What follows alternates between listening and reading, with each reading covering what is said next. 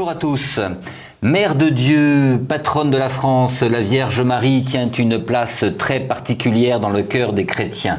Au cours des siècles, ils ont toujours vu en Marie le disciple par excellence.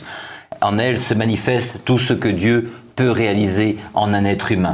Et cet attachement, cet amour transparaît dans l'art sacré, au portail des églises, dans les statues et bien sûr dans la peinture. Nous allons au cours de cette émission avec notre invitée Ariane de Saint-Marc découvrir la place de la Sainte Vierge dans l'iconographie chrétienne. Ariane de Saint-Marc, Oui. Bonjour, merci d'avoir répondu à notre invitation. Vous êtes enseignante à l'école cathédrale du Collège des Bernardins, experte à la salle des ventes Drouot depuis 1987 et on peut dire que vous êtes reconnue comme l'une des meilleures spécialistes françaises des icônes. Alors, avant de nous expliquer ce qu'est véritablement une icône, expliquez-nous comment s'intéresse-t-on, comment vient-on à s'intéresser aux icônes? Alors, c'est comme je l'ai dit, vraiment par hasard, j'aimais la technique de l'icône et je me suis dit pourquoi, avec la technique de l'icône, ne pas faire des tableaux. Voilà le côté, je dirais pas du tout iconographe de l'icône. Et en devenant iconographe, je me suis dit, mais comment ça se fait? Quel est ce saint, quel est ce père de l'Église que je suis en train de peindre? Et du coup, je me suis vraiment plongée dans la théologie, dans la recherche de l'icône. Et voilà, c'est comme ça que c'est arrivé. Alors, j'ai rencontré un grand collectionneur d'icônes qui s'appelle Roger Cabal. Je cite son nom. Et ma rencontre a été assez curieuse avec lui. Je commençais un tout petit peu à être expert à Drouot, poussée par mes amis, puisque personne n'y connaissait rien dans les icônes. Voilà un petit peu comment c'est arrivé. Et un jour de vente, je n'étais pas l'expert du tout, j'avais repéré pour un ami 2 icônes que je trouvais très bien. Alors, il y a un monsieur dans la salle qui, à chaque fois que je montais sur les 2 icônes que j'avais repérées, montait à chaque fois sur moi. Alors, je trouvais que c'était un petit peu exagéré. La 2e icône, je me dis, il va me laisser l'icône pour mon ami. Bon, je fais patatrac. Il a encore continué à renchérir. Alors, vous savez, quelquefois, j'ai été voir ce monsieur en train de lui dire, écoutez, monsieur, vous auriez pu au moins me laisser une des 2 icônes. Vraiment, vous n'êtes pas aimable. Être un peu galant. Et du coup, galant, voilà. Et il m'a dit, madame, si les icônes vous intéressent, venez chez moi, j'ai une collection d'icônes. Alors, donc, quelques mois après, j'ai été voir cette fameuse collection d'icônes. Et en fait, grâce à lui, c'est lui qui m'a beaucoup formée en étant un vrai collectionneur. Et c'est lui qui a laissé ses icônes au Petit Palais. Voilà. Au Petit Palais, dans la salle réservée aux icônes dans le Petit Palais. Et alors, on a, à partir des années 89-90, beaucoup travaillé parce que il aimait que je sois expert pour pouvoir finalement acheter des icônes de belle qualité. Voilà, c'est comme ça que c'est arrivé. Et plus j'avançais, plus je devenais passionnée. Et puis le hasard a fait que un ami expert, un grand ami expert m'a dit « Ariane, si tu veux vraiment être un bon expert, il faut voyager énormément et regarder toutes les icônes qui existent. Voilà, alors donc j'ai passé 8 jours dans le monastère de Sainte-Catherine, au monastère de Sainte-Catherine, donc, et ça a été déterminant pour moi pour aimer les icônes, parce qu'à Sainte-Catherine, vous avez les icônes les plus anciennes, qui datent Sainte-Catherine au Sinaï, en Égypte. En Égypte. Voilà, c'est vraiment l'endroit où vous avez les plus anciennes icônes. Qui viennent des portraits du Fayoum. Vous voyez, on sent vraiment l'influence des portraits du Fayoum égyptien dans les icônes, les premières icônes. Et puis là, j'ai été accueillie merveilleusement par un moine qui s'appelait Father George. Et grâce à lui, je me suis dit, ça y est, c'est ma vocation. Je me lance dans les icônes. Voilà comment c'est arrivé, vraiment, comme je vous dis, par hasard. Et puis personne en France ne s'intéressait énormément aux icônes. Voilà. Alors, qu'est-ce que l'on appelle exactement icône? Icône, ça vient du grec icône. Image, voilà. Dire image. Mais artistiquement parlant, qu'est-ce qu'on appelle une icône exactement? Alors, l'icône, c'est l'image, les images en général, comme vous le voyez dans les ordinateurs, ils appellent icône. Oui, voilà, donc c'est vraiment l'image. Alors, on a petit à petit, je dirais plutôt à partir de la Russie, vers le 10e, 12e siècle, ça a commencé, si vous voulez, les panneaux sur bois. peints qui sont devenus ce qu'on appelle, nous, communément, les icônes sur bois. On appelle ça. Exactement. Et puis le bois, en tant qu'expert, je peux le dire, ne se conserve pas aussi bien. Il est mangé par des bêtes. Donc, finalement, dans mon livre où j'ai mis l'origine de l'icône, j'ai mis... il y a peu d'icônes parce qu'elles n'existent pas ou peu, sauf à Sainte-Catherine. Vous en avez une, je crois, du VIe siècle. Oui. Voilà. Mais il n'y en a pas beaucoup du VIe siècle.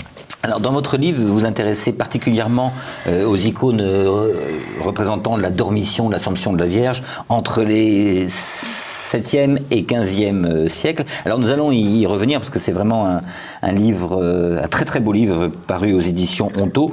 On le présentera mieux tout à l'heure.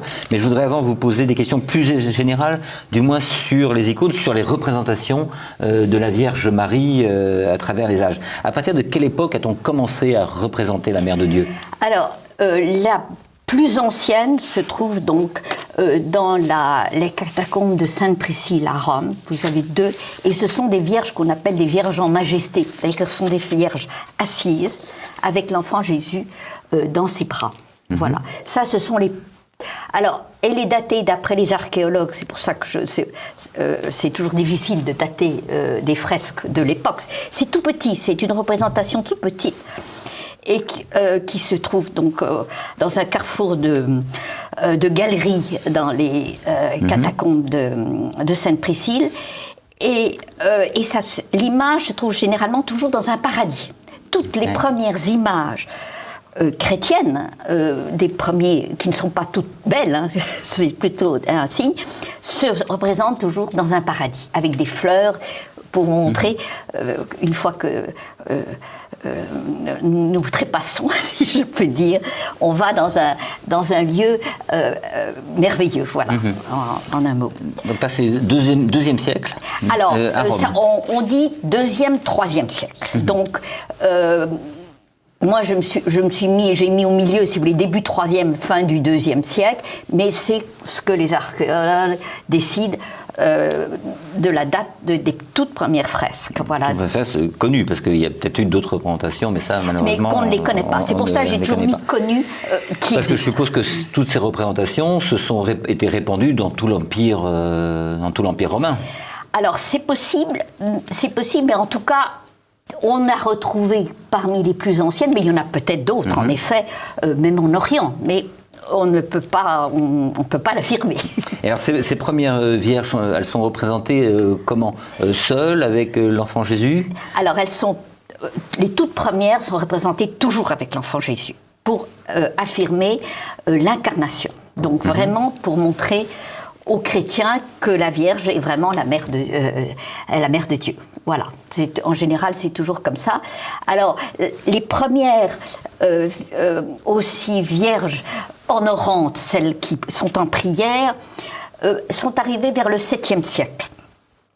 Toujours dans l'art paléochrétien, la prière de l'Antiquité, avec les mains ouvertes, voilà. Et alors, à partir de quel moment on a commencé à avoir toutes les étapes de la Vierge Marie, toutes les étapes de sa vie représentées? Parce que ça commence, on voit dans l'art européen, on a sa naissance, son baptême, alors, c'est beaucoup plus tardif. Son éducation. Oui, c'est beaucoup plus tardif. Je dirais, si vous voulez, à Sainte-Marie-Majeure, j'ai fait une reproduction dans l'introduction, vous avez la toute première ébauche de l'Annonciation. Oui. Toute première ébauche de l'Annonciation, la Vierge est comme une impératrice, si vous voulez. Elle a même une couronne. Et elle file toujours le fil du temple, hein, le fil rouge pourpre. Et cette Vierge, et on voit apparaître toujours dans la Sainte Marie Majeure un ange Gabriel, l'archange Gabriel, qui vole encore. Vous le voyez dans mon livre. Et on voit de l'autre côté une colombe qui représente naturellement l'Esprit Saint.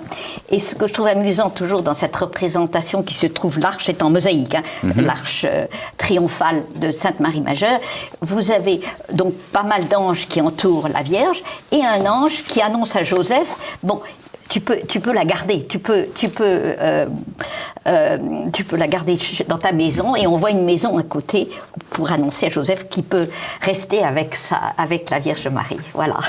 Et les autres étapes de sa vie, donc l'Annonciation, on vient d'en parler, on a des nativités également, beaucoup. Oui, il y a beaucoup de nativités.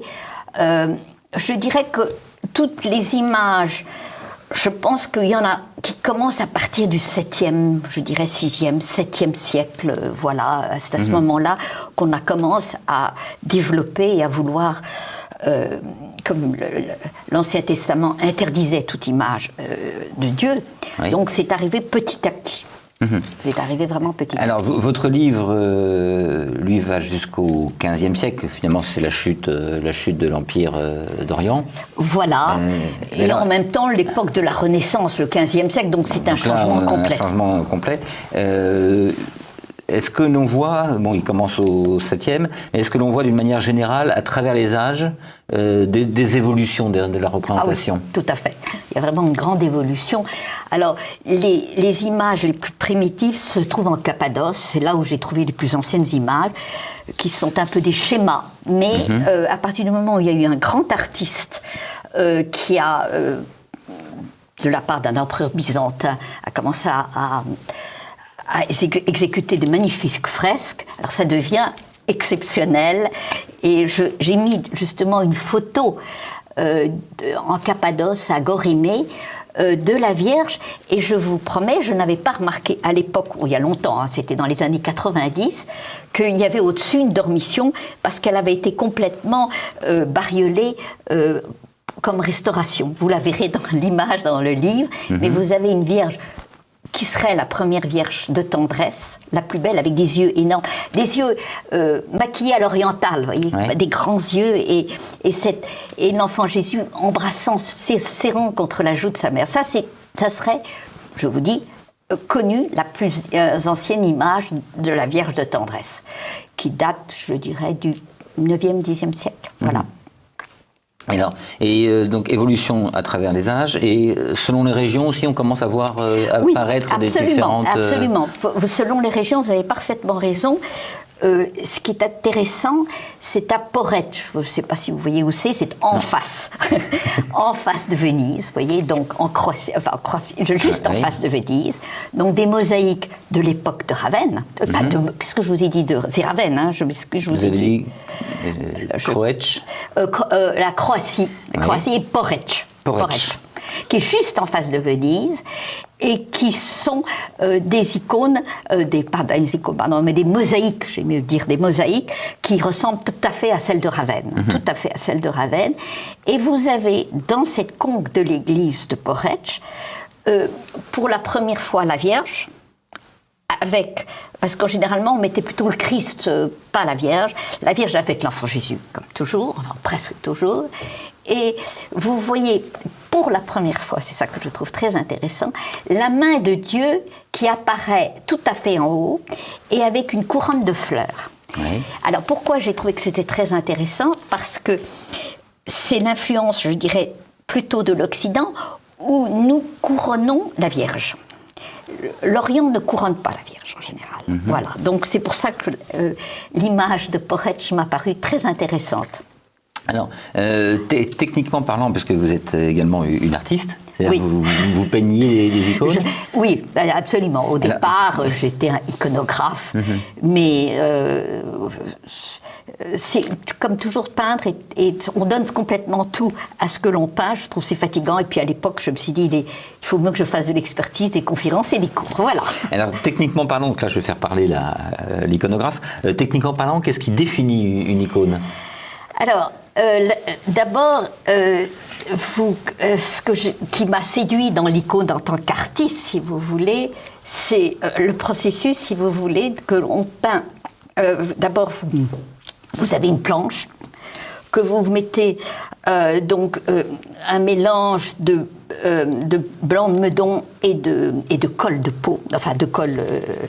Et vous préparez votre toile, comme votre toile, mais c'est le bois qu'on prépare. Donc, et là, les techniques que vous décrivez sont les mêmes, que ce soit sur un mur ou sur un panneau de bois? Non, ça n'a pas du tout la même chose. La mosaïque, c'est les mosaïques, les fresques, c'est la fresque. Donc le panneau de bois est blanc de Meudon, colle, etc. Et vous mettez 7 à 8 couches de cette préparation. Et après cette préparation, vous la laissez sécher 2 mois, 3 mois, enfin le mieux possible, si je peux dire. Et vous êtes en principe inspiré par un modèle. Voilà. En principe, on n'a pas le droit de créer un modèle. Mais vous pouvez vous inspirer d'un modèle, mais on n'a pas le droit de créer, à moins que vous ayez eu une vision ou quelque chose, donc à ce moment-là, vous pouvez. Mais en principe, tout iconographe doit se mettre dans les règles, plus ou moins. Mais par exemple, je ferai votre portrait, je vous vois aujourd'hui sur ce fond... Vous ne mettrez pas une auréole, hein, parce que sinon il va y avoir des réclamations. Je vous verrai aujourd'hui avec un fond vert, tout à l'heure, vous serez dans la campagne, donc vous aurez des ombres différentes. Enfin, pas des ombres, mais disons que vous serez différent. Donc, quand on prend un modèle d'icône, on a tout de même sa propre personnalité dans l'icône que l'on fait. Et voilà. Alors donc, on commence par mettre. Vous avez choisi un thème que vous exécutez. Alors vous l'exécutez, vous commencez par le ou le dessiner, mais beaucoup d'iconographes se servent même des calques. Et des calques depuis l'origine. Ah oui. Et c'est pour ça que ça m'amuse toujours, que vous trouvez des icônes de la Vierge Marie, tantôt avec la Vierge sur le bras de gauche, ou tantôt sur le bras de droite. Le calque aurait été inversé? Je pense que oui. Je suis pas tout à fait... je ne vais pas être positive, mais moi, c'est comme ça que je le vois en tant qu'iconographe, si vous voulez. Les calques sont inversés très souvent. Bon, voilà, ça n'a pas beaucoup d'importance. Et puis, donc, vous faites des aplats, qu'on dit. Et puis, donc, vous allez jusqu'à une couleur très foncée sur les aplats, avec la carnation qui est la couleur de l'image. Et puis, petit à petit, vous mettez des couches de glacis, un peu comme l'aquarelle, vous voyez. Vous pouvez mettre 50... Plus vous mettez de couches de glacis, plus la transparence sera merveilleuse et plus vous aurez un dégradé très beau. Voilà.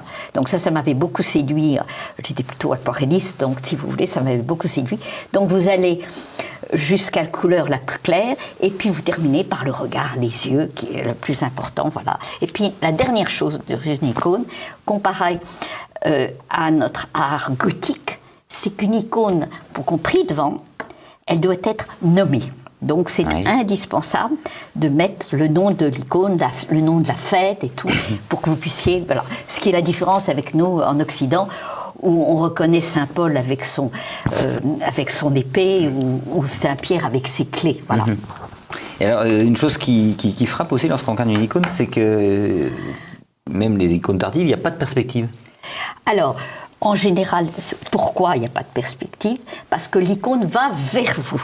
Vous ne rentrez pas dans l'icône, si je peux dire. L'image doit aller vers vous. Voilà pourquoi, en général, il n'y a pas de perspective.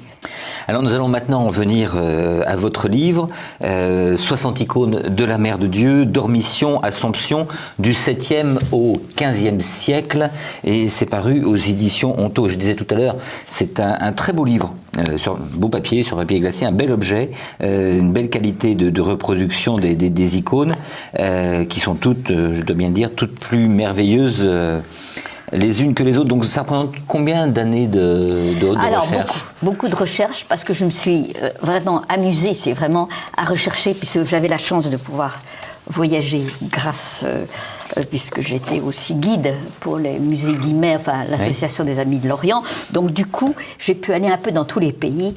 Je vous donne l'exemple, par exemple Chypre, je suis allée 9 fois, la Russie, je ne sais pas, 4 ou 5 fois, l'Égypte, enfin j'ai pu, et l'Italie, beaucoup, je suis allée beaucoup en Italie, en ex-Yougoslavie, à l'époque c'était encore la Yougoslavie, donc j'ai pu faire des photos, et c'est à travers toutes ces photos que j'ai petit à petit constitué, et un pays qui m'a beaucoup frappée, qui est sur la Grèce, bien sûr, mais en Grèce, qui est située en haut de la Grèce, qui est la Macédoine du Nord. Et c'est là où j'ai vu énormément, si je peux dire, de fresques qui sont en général du XIIIe-XIVe siècle, qui sont très originales. Et c'est ce qui m'a séduit. Et en plus, c'est en général de très grande qualité. Donc, si vous voulez, c'est parti de l'Empire serbe, des Bulgares, il y avait toujours des guerres entre eux, mais et c'était byzantin aussi. Donc vous voyez, il y avait un mélange de tout, mais ils ont vraiment produit des chefs-d'œuvre. Voilà. Alors votre livre, je le disais, traite particulièrement de la Dormition et de l'Assomption. Alors pourquoi ce choix? Et puis je crois que en Occident, du moins, on parle assez peu de la Dormition. Oui, c'est exact, on parle peu, c'est l'endormissement de la Vierge. Alors c'est la même chose, c'est à partir du 7e vraiment siècle où ça a été développé, la Dormition, puisque une chose que je trouve qui m'a beaucoup frappée aussi, il n'existe pas de la Vierge Marie, de relique de la Vierge. C'est tout de même très important de se dire ça, comme il n'existe pas de relique du Christ. Ça prouve que ils ont quelque part, sont pas restés, voilà. Et donc la Vierge, on ne sait pas grand-chose, on ne sait rien sur la mort de la Vierge, en fait. Les apocryphes en ont raconté des choses, mais on n'en sait rien. On ne sait rien. Bon, mais très vite, les premiers chrétiens ont vénéré la Vierge, et ce qui est curieux, les premiers chrétiens on a trouvé des reliques, on prenait des morceaux corporels et tout, tandis que la Vierge, rien, il n'existe rien, sauf son voile, qui a été très adoré chez les Byzantins, et sa ceinture.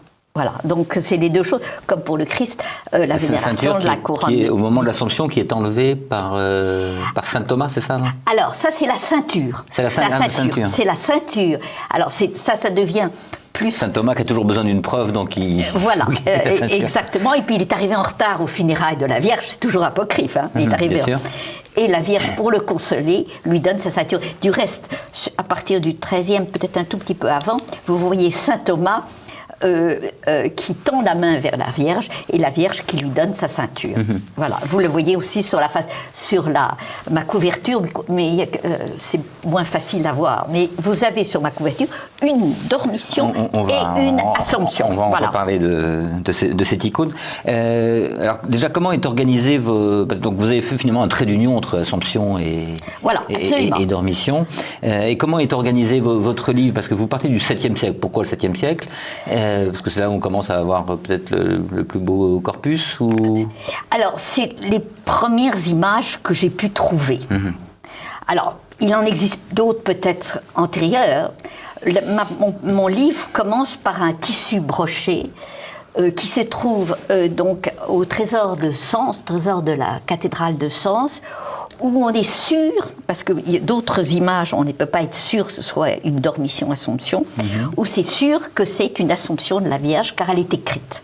Donc c'est en vieux français, voilà, en vieux français.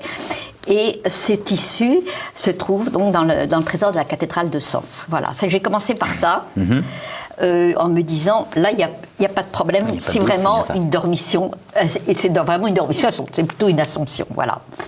Et puis, j'ai été en Cappadoce pas aussi souvent que j'aurais voulu, parce que justement, les peintures, les fresques, partaient il n'existe plus grand-chose comme fresques, à part des endroits qui sont restés un peu touristiques, mais donc ce sont les seules images que très gentiment une archéologue m'a données, les photos, justement, de la Cappadoce, parce qu'elles existent, m'a-t-elle dit. Je lui ai dit, je vais y aller. Elle m'a dit, pauvre Ariane, vous verrez plus rien. Voilà.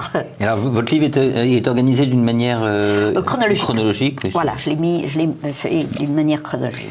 Alors, vous le disiez, effectivement, la fin de la vie de Marie est totalement apocryphe, on ne connaît rien. En revanche, on trouve dans toutes les icônes des constantes. Alors, quelles sont ces constantes? Alors, je vais vous dire, on trouve la Vierge allongée, toujours sur un... Pour la Dormition. Pour la Dormition. Et les toutes premières, vous avez la Dormition et l'Assomption. Pas toutes les toutes premières. La toute première qui se trouve en Cappadoce, c'est vraiment des croquis. Ce sont des... imaginés par les pères, par les moines de l'époque, si je peux dire, qui étaient peut-être pas des grands artistes, mais qui ont voulu peindre et faire des fresques sur la Dormition. Et alors, les toutes premières images de la Dormition sont souvent dans des églises funéraires, des toutes petites églises funéraires, car les chrétiens, les moines, là, en l'occurrence là, voulaient se mettre le plus près possible de l'image de la Dormition. Voilà pourquoi il y a... comme si vous avez à Saint-Pierre de Rome, au Vatican, où tous les saints veulent se mettre le plus près possible de Saint-Pierre à Rome, dans les grottes du Vatican, en dessous. Voilà. Et donc les constantes que l'on peut retrouver dans ces icônes, donc on a la Vierge allongée. Alors la Vierge allongée, alors vous avez le Christ qui vient... qui est là, en principe, au-dessus, et qui tient l'âme de la Vierge. Oui, alors il y a cette représentation, c'est extraordinaire. Alors, voilà, qui tient l'âme de la Vierge, qui est représentée comme un petit poupon, si je peux dire. Oui. Et elle est entourée de partout par des anges, et il y a toujours un ange ou deux anges qui viennent vers le Christ en général pour prendre l'âme et pour la porter au ciel. Alors, ce qui est intéressant, c'est que vous avez donc les anges qui sont en général dans la mandorle, mais la mandorle n'arrive qu'au XIIe siècle. Vous avez aussi les apôtres.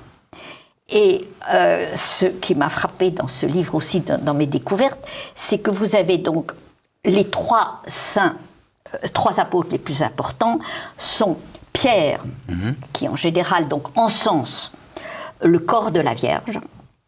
Puis vous avez Jean, qui a été donc au pied de la croix, à qui le Christ avait confié, qui est toujours à 99%, disons, toujours le plus proche de la Vierge. Alors vous avez Saint Jean, et dans mon livre vous verrez combien Saint Jean est émouvant, la manière dont il montre son émotion devant la mort de la Vierge, très très ému. Et puis vous avez toujours au pied, presque toujours, toujours, je dis bien, au pied de la Vierge, Saint Paul. Oui. Pourquoi Saint Paul? Et il touche presque toujours aussi les pieds de la Vierge ou les jambes de la Vierge et pourquoi? Et c'est intéressant de voir, c'est parce que lui n'a pas connu le Christ de son vivant. Donc il l'a voulu. Mais on peut supposer qu'il ait connu la Vierge. Voilà, et comme ça, il touche celle qui l'a engendré, le Christ. Vous voyez, donc vous avez les trois. Alors vous avez André aussi, qui est parfois présent. Les autres apôtres sont tous présents, mais on voit quelquefois André en plus, et puis les autres apôtres entourent. Alors, ce qui est particulier, c'est qu'on les reconnaît, comme vous dites, ils sont nommés, il y a leur nom écrit en dessous, voilà, en caractère grec. Ouais, voilà. Et effectivement, là, j'ai sous les yeux, on ne voit pas les clés de Saint-Pierre. On reconnaît Saint Paul parce qu'il est chauve avec une voilà. arme, Alors on les reconnaît, ils ont tous leurs critères. Pierre a toujours un front plus petit, il a les cheveux courts. Paul, comme vous le dites, a un nez aquilin, le crâne, enfin voilà, on le retrouve, on le reconnaît. On reconnaît tout à fait, en général, André est toujours mal coiffé. André, en général, est toujours mal coiffé, il a toujours une grande chevelure. Et Jean est plus jeune? Et Jean, alors... Il paraît pas plus jeune, hein? Alors, dans l'iconographie des Dormitions, Jean est âgé. En Occident, sur les Assomptions, vous avez au contraire un Jean jeune. Et vous verrez parce que j'ai été donc en Italie, j'ai été un peu partout pour faire ces photos, vous verrez dans un ivoire, un coffret d'ivoire magnifique dans l'abbaye de Farfa, qui se trouve un peu au nord de Rome. Et là, vous avez un coffret pas très grand, où j'ai un peu agrandi les photos, et vous avez un Saint-Jean jeune, toujours jeune, et qui tient la palme que l'ange Gabriel aurait donnée à la Vierge, et que l'ange Gabriel lui a dit, ça c'est apocryphe, qui lui a dit qu'il fallait qu'elle le donne à Jean. Voilà, enfin il faut lire un peu les apocryphes. Alors, il y a un personnage également, une scène qui est assez surprenante, qu'on retrouve très régulièrement, c'est Saint Michel en train de couper les bras d'un homme. Absolument. Voilà, alors là c'est l'autre histoire. C'est un peu comme une bande dessinée, vous voyez, j'essaye de dire, voilà. Alors, ce juif Jéphonias serait le chef des prêtres juifs à Jérusalem, et ayant appris que la Vierge allait mourir, il a décidé donc de prendre le corps de la Vierge et pour le brûler, ce corps qui a engendré le Christ. Donc il fallait le détruire en tant que... Oui. Voilà. Alors, lors des funérailles, pendant les funérailles, donc on voit apparaître Géphonias, qui est généralement représenté jeune, qui s'apprête à renverser le corps de la Vierge. Et à ce moment-là, il y a l'ange, tout se passe bien, l'ange, l'archange Michel, qui lui coupe les mains à ce moment-là avec une épée. Vous voyez ça? Oui, non, c'est très surprenant. Mais il ne faut pas s'inquiéter, dans les apocryphes, finalement, ce juif se convertit et il a ses mains recollées. Donc, il n'y a pas de problème. Bien. Alors, quels sont un mot sur la représentation occidentale, parce que est-ce qu'on voit une rupture au moment du schisme de 1054? Non. On ne voit rien. Je vais vous dire, de toute façon, il n'y avait pas de... Je dirais qu'on ne s'est pas rendu compte de cette rupture. Non. On ne s'est absolument pas rendu compte qu'il y avait deux courants qui existaient, deux courants qui se croyaient chacun avoir raison. Donc, pourtant, il faut reconnaître que l'Évangile mentionne tout de même que Saint-Pierre a la priorité. On le retrouve dans l'Évangile.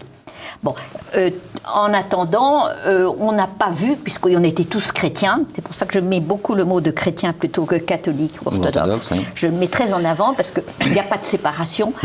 Après, ce sont un peu des luttes entre les pères de l'Église, si je peux dire. Alors, les représentations occidentales, ça m'a surpris en... Alors, la première représentation occidentale se trouve sur la Notre-Dame de Senlis. Voilà, c'est ça. Et sur la façade. Et c'est pour ça que je vous avais parlé tout à l'heure du couronnement de la Vierge, car vous voyez, elle est merveilleuse, sauf que très abîmée, hélas, a été très abîmée par c'est par la Révolution, oui, à l'époque, voilà. Et donc, vous avez les 4 scènes. Dans le livre, vous verrez la description. La première image, on voit la Vierge entourée des apôtres. Et on voit l'âme sortir de la Vierge, la petite, toujours sur la présentation d'une petite fille ou d'un poupon. Là, c'est plus une petite fille.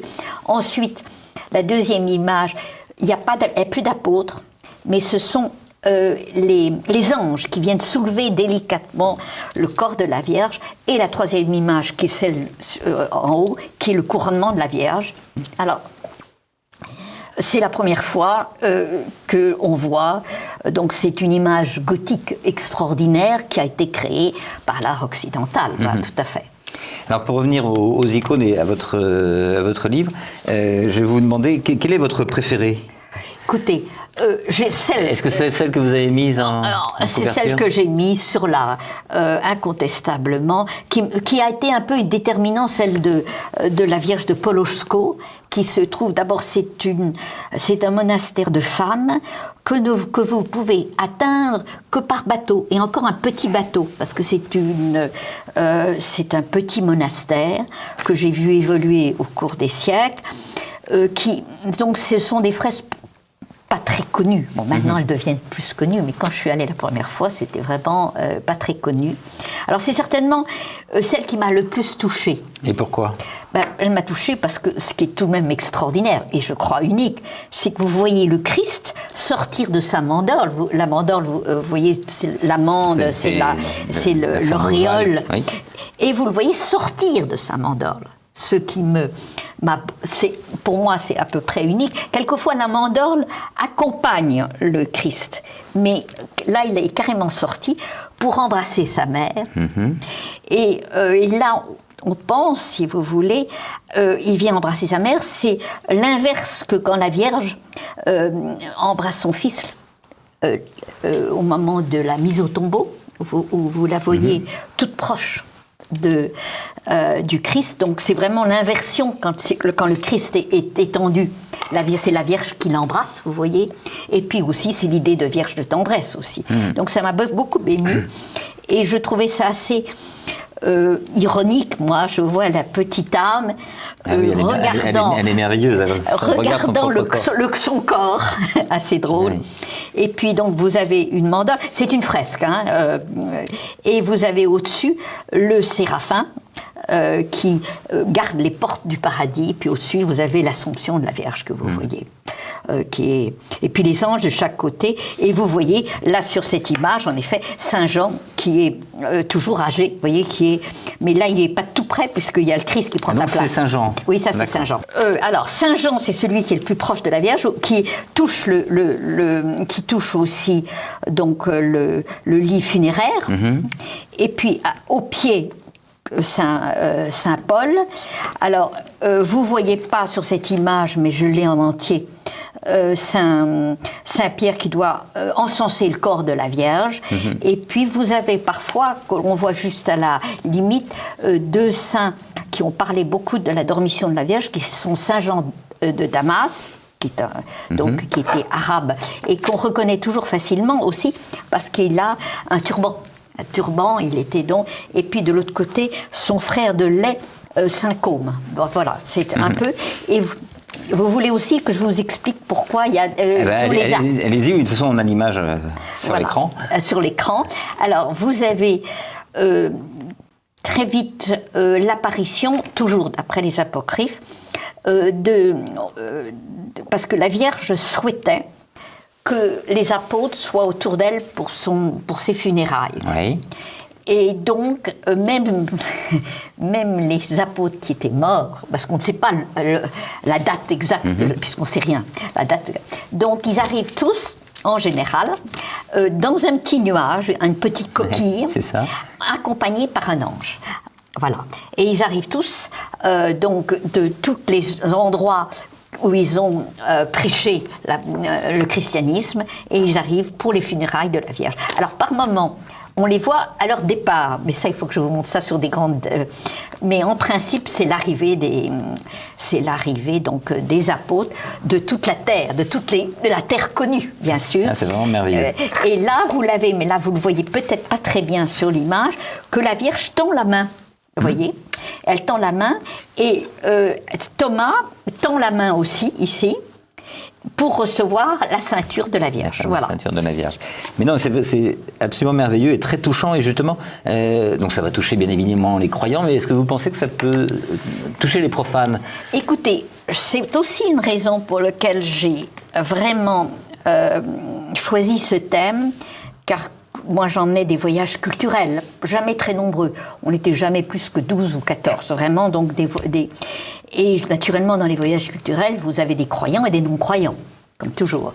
Et ce qui m'a touché le plus, c'est les réflexions et les questions des non-croyants devant la dormition de la Vierge. Alors, en général, les dormitions de la Vierge, Assomption, se trouvent toujours sur le mur ouest de l'église.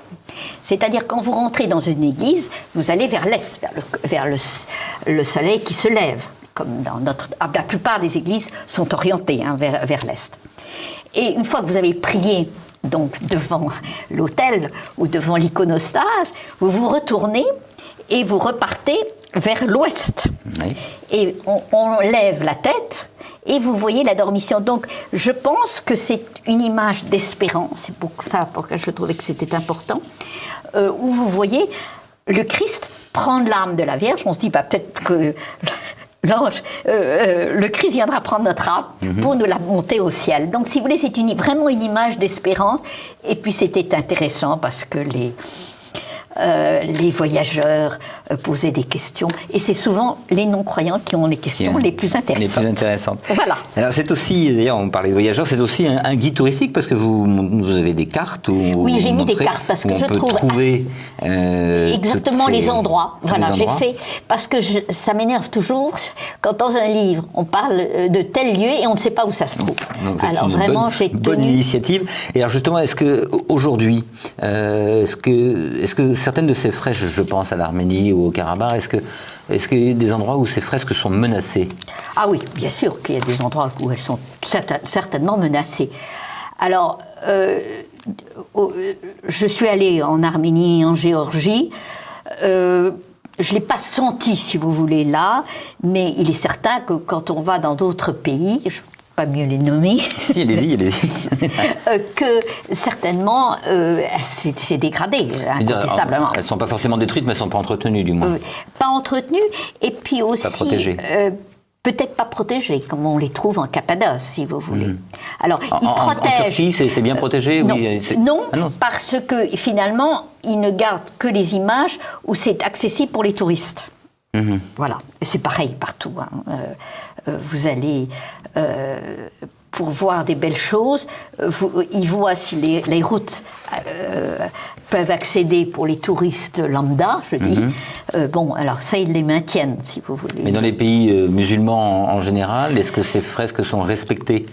Ça dépend des pays. Vous savez, j'ai été en contact avec des gens de tous bords, hein, qui respectent et d'autres qui ne respectent pas. Je crois que vous savez, l'être humain...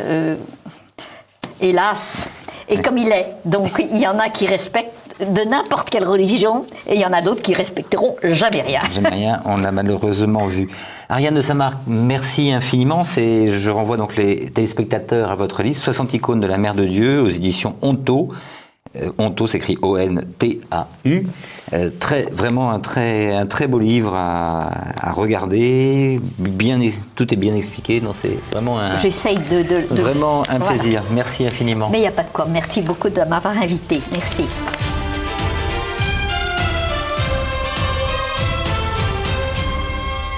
Avant de nous quitter, une exposition sur les duels à découvrir au musée de l'Armée aux Invalides à Paris. Pratiqué, toléré ou condamné, mais toujours valorisé, le duel est un véritable phénomène social qui a su traverser les frontières et les âges. Féroce, flamboyant, grave ou spectaculaire, il reste aujourd'hui un mode de confrontation très présent dans les esprits, sous des formes différentes dans l'univers de la politique, du sport, de l'art ou bien même du jeu vidéo. À travers l'exposition Duel, l'art du combat, le musée de l'Armée revient aux sources historiques du duel pour en explorer les grands principes et les évolutions. Tout au long du parcours sont évoquées les grandes figures de duellistes historiques. Mademoiselle de Maupin, transperçant de son épée le duc de Luynes à l'épaule avant de le prendre pour amant. Les samouraïs Musaï et Kijiro s'affrontant sur l'île de Gran Ryu, et où le chevalier Jean de Carouge face à Jacques le Gris en 1386 dans ce qui fut le dernier duel judiciaire. Ou encore le baron de Jarnac et François de Vivonne se battant en duel devant le roi Henri II et la cour réunie au château de Saint-Germain-en-Laye en 1547. Vous avez jusqu'au 18 août 2024 pour tout apprendre sur le duel. Et enfin, un conseil de lecture. Les troupes coloniales de Julie d'Andurin retracent une histoire complète et globale des troupes coloniales. Des débats autour de la création juridique de cette armée en 1900 à sa remise en cause lors de l'entre-deux-guerres jusqu'à sa dissolution dans les années 1960. Chargé de représenter la souveraineté française outre-mer, que ce soit pour conquérir des territoires, les administrer, réprimer des révoltes intérieures ou les défendre d'une agression extérieure, ces troupes participent à toutes les opérations de guerre du XXe siècle, servant aussi en métropole pendant les deux conflits mondiaux.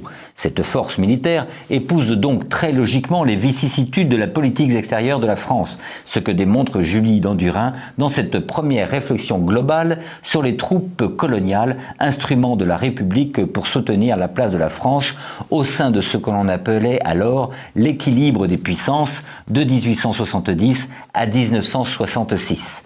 Cet ouvrage, paru chez Passé Composé, nous fait apparaître la coloniale sous un jour beaucoup plus contrasté et nuancé.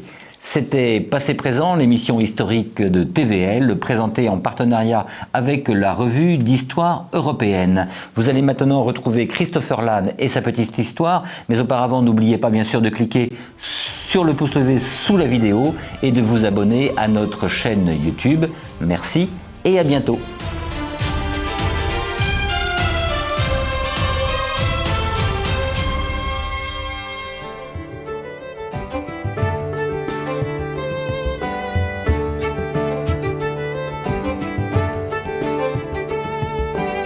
Il serait vain de vouloir faire ici une histoire de la femme au Moyen-Âge.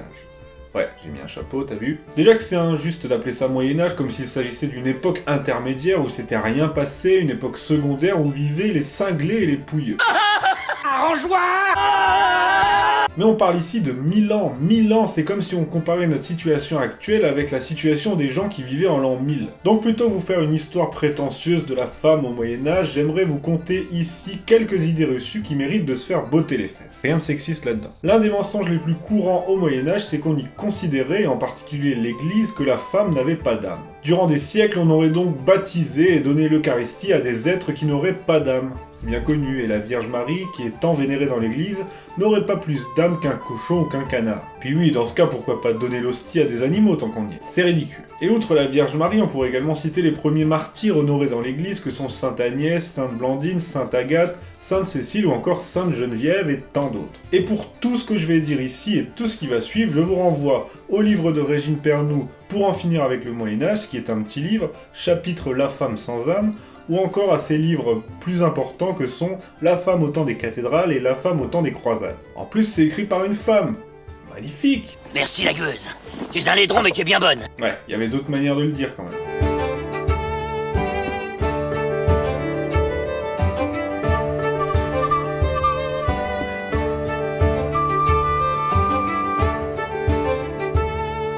Maintenant qu'on sait que la femme avait une âme, vous êtes marrants, vous, c'était pas forcément facile de le savoir à l'époque, hein. Aujourd'hui on sait peut-être qu'elles ont une âme, mais on sait toujours pas ce qu'elles veulent, ce qu'elles racontent. Maintenant qu'on sait qu'elles avaient une âme, donc on peut s'intéresser à leur place dans l'église. Et bien là encore, figurez-vous qu'elles jouissaient d'une grande puissance. Régine Pernoud nous cite même l'exemple d'une abbesse, l'abbesse Héloïse, sous le magistère de laquelle étaient placés des hommes, une chose qui nous paraît totalement impensable aujourd'hui et pourtant qui n'a suscité aucune polémique à l'époque. Ce n'est qu'à partir du XIIIe siècle que va s'opérer dans la société civile comme dans l'église un net raidissement à leur égard. Par exemple, en 1298, le pape Boniface VIII décide de cloîtrer les moniales pour qu'elles ne soient plus mêlées au monde. De même, dans la société, leurs droits individuels vont progressivement disparaître au profit des hommes et en particulier de leurs maris. Il y a une raison précise à ce phénomène, la redécouverte du droit romain.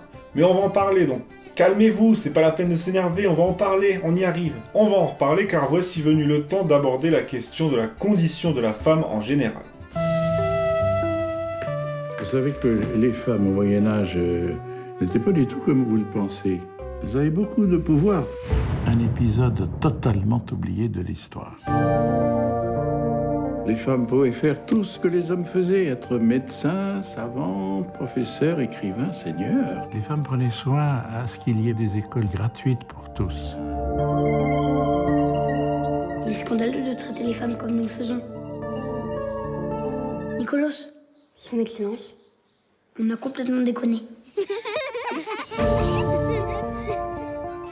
Si on se penche pour commencer sur les femmes d'un certain rang, eh bien on se rend vite compte que le Moyen-Âge regorge de figures féminines célèbres et influentes et qu'il ne s'agit en aucun cas d'une époque exclusivement masculine. A commencer par la royauté d'abord. Au temps féodaux, la reine n'est-elle pas couronnée au même titre et en même temps que le roi par les mains de l'archevêque de Reims? Et oui, on attribuait autant de valeur au couronnement de la reine qu'à celui du roi, c'est comme ça, ne vous en déplaise.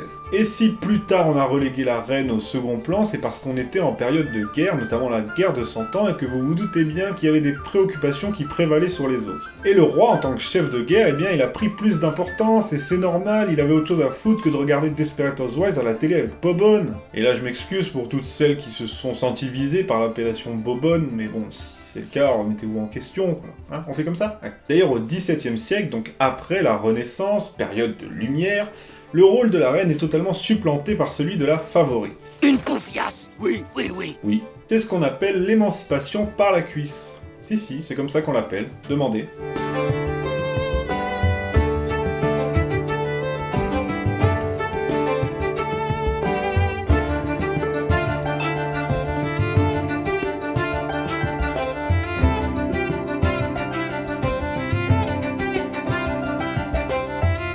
Outre la reine, au Moyen-Âge, on peut constater, disais-je, que les femmes occupent un certain rang dans la société, que ce soit les femmes d'église ou encore les femmes de lettres et d'autres exemples. D'ailleurs, à ce propos, Régine Pernoud note qu'il est à peine surprenant que cette époque se termine sur un visage de femme et non des moindres, celui de Jeanne d'Arc. Peut-on imaginer aujourd'hui qu'une jeune femme quasiment inconnue puisse obtenir en quelques mois la confiance du roi et devenir générale d'armée? Allons, on se calme. Et pour ce qui est de la femme du peuple, eh bien elle travaillait au champ, comme son mari, Elle s'occupait des animaux, elle s'occupait du repas, elle s'occupait d'entretenir le feu, des enfants, du tissage, etc.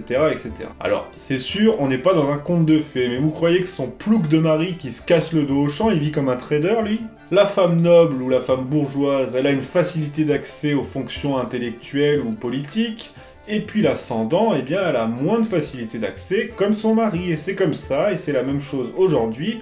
Il n'est en aucun cas question de sexe, mais de conditions sociales, et ça c'est quelque chose qu'aujourd'hui encore les féministes refusent de considérer. Par exemple, vous croyez que ça améliore la condition des femmes de faire rentrer des bourgeoises à l'Assemblée nationale? Mais non, ça améliore la condition des bourgeoises qu'on fait rentrer à l'Assemblée nationale, et c'est tout. Ah, je m'énerve! À la ville, les femmes occupaient de nombreux métiers, que ce soit dans le commerce, dans le textile ou dans l'alimentation. C'est grâce aux registres de l'époque et aux enluminures après leur démocratisation qu'on peut se rendre compte qu'elles participaient comme tout le monde à la vie économique de la cité, et même qu'elles votaient parfois dans les assemblées urbaines au même titre que les hommes.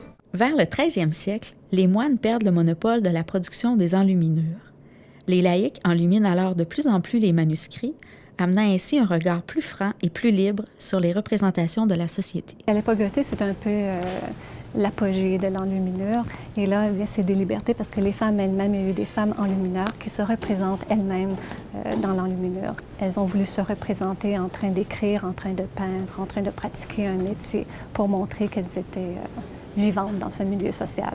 Par exemple, on a la femme poète, vous avez la femme artiste, vous avez la femme écrivaine.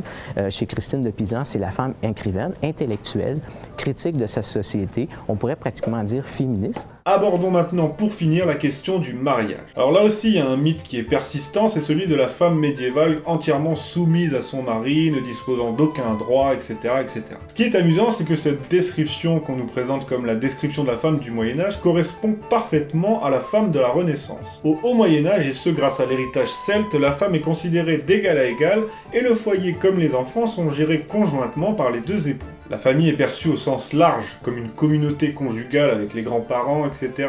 Et le père a plus une fonction de gérant que de chef. Je n'aborderai pas ici la question du mariage forcé, car pour le coup, certains ont tendance à l'oublier, le mari est sur le même plan que la femme. Il n'a pas plus son mot à dire que sa promise sur son futur destin familial, et puis l'Église a nettement œuvré à cette période pour que le consentement des deux époux soit garanti. Ce n'est qu'avec le retour du droit romain, on y arrive, oui, que les droits de la femme en tant qu'épouse vont foncièrement changer. Elle est reléguée au foyer, littéralement, et tout droit ou toute fonction politique lui est retirée. Elle est placée sous l'autorité suprême de son mari, elle ne dispose même plus du droit d'hériter de ses biens, elle n'appartient plus à sa famille d'origine, et elle prend obligatoirement le nom de son époux. Le droit romain, droit suprême du pater familias, s'implante considérablement à la Renaissance et sera sanctifié par le Code civil de Napoléon. En conclusion, eh bien, on voit ici que c'est bien au temps classique que la femme a été reléguée au second plan et pas du tout au Moyen-Âge qui était une période plutôt douce. Donc si on lit les textes de loi, c'est terrible. On a une image catastrophique et c'est ce qui a été fait évidemment pendant très longtemps par les historiens puisque c'était les textes les plus accessibles. Maintenant, si on regarde la réalité vécue, c'est peut-être pas au Moyen-Âge que les femmes ont eu la condition la pire. Par exemple, si on compare avec l'Antiquité grecque, une femme au Moyen-Âge est certainement beaucoup plus libre et beaucoup plus heureuse que dans l'Antiquité grecque. Et une fois de plus, la légende noire du Moyen-Âge se dégonfle aussi vite que la panse d'un élu socialiste privé de subventions. J'assume ce parallèle. Merci à tous d'avoir suivi cet épisode, n'hésitez pas à le partager s'il vous a plu, surtout pour vous faire bien voir des féministes, et pour en finir une bonne fois pour toutes avec la légende noire du Moyen-Âge obscurantiste. On a marre à la fin. Allez, à bientôt pour un nouveau numéro de La Petite Histoire sur TV Liberté.